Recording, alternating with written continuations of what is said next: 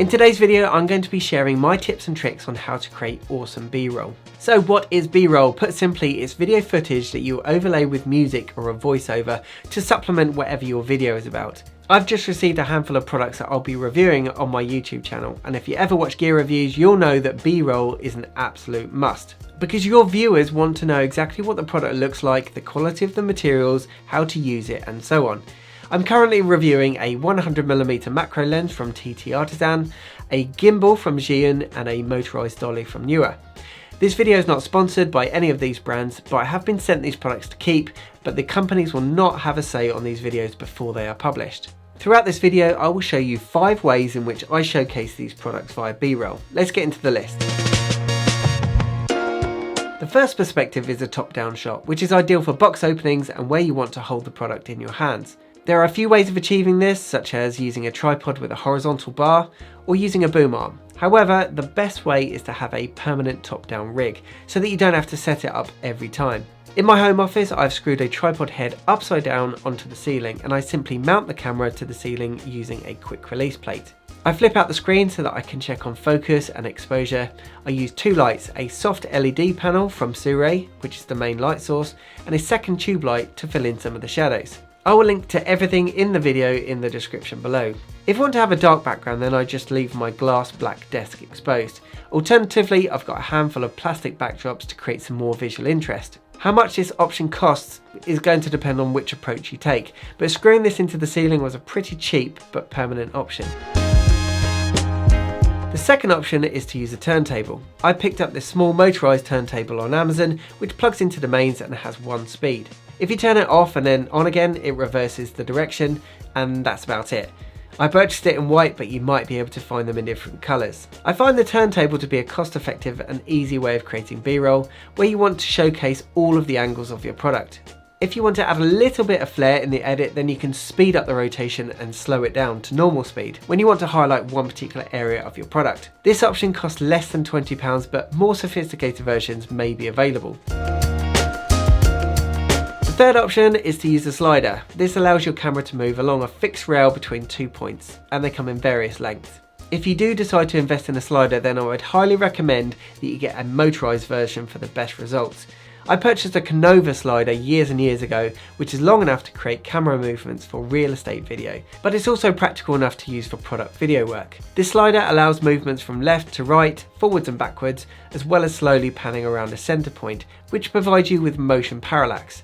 If you invest in a high-end slider such as an Edelkrone, then you will be able to recreate very sophisticated movements, although it takes more time to set up and is a lot more expensive.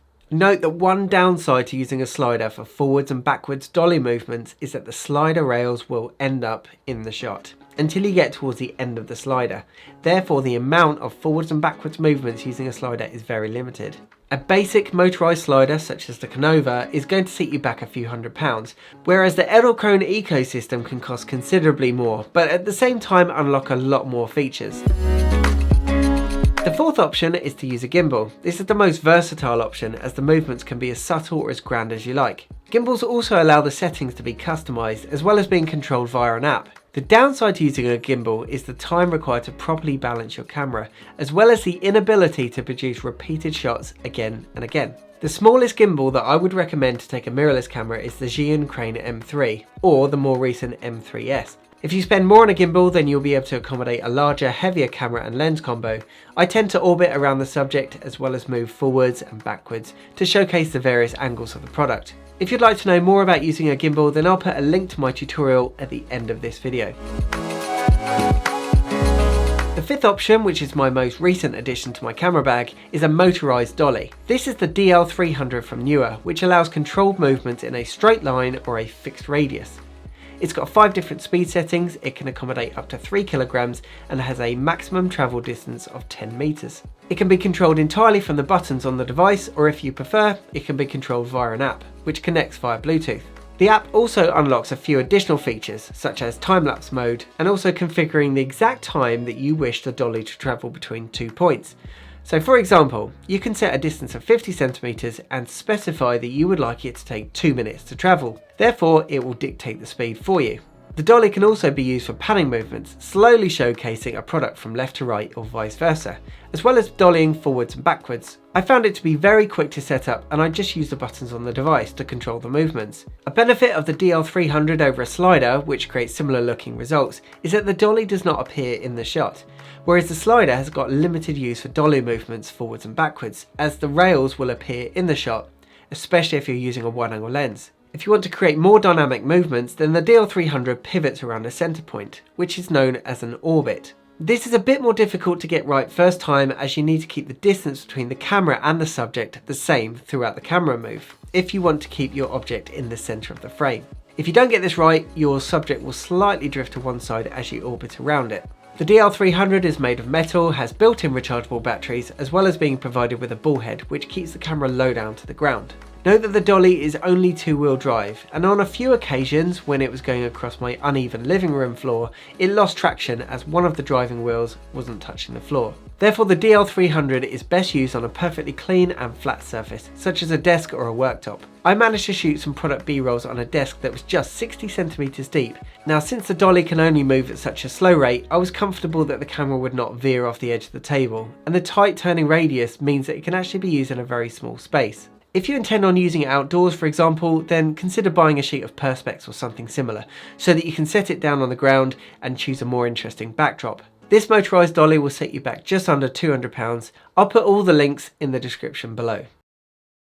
As a bonus option, I would also say that B-roll can be achieved handheld if you've got a good technique and your camera has slow motion capabilities. I would recommend shooting at 50 frames per second or 100 if your camera can do it, which will allow you to slow the footage down to half speed or quarter speed respectively. This will iron out any of the bumps in your footage, especially if you combine it with IBIS or optical stabilisation.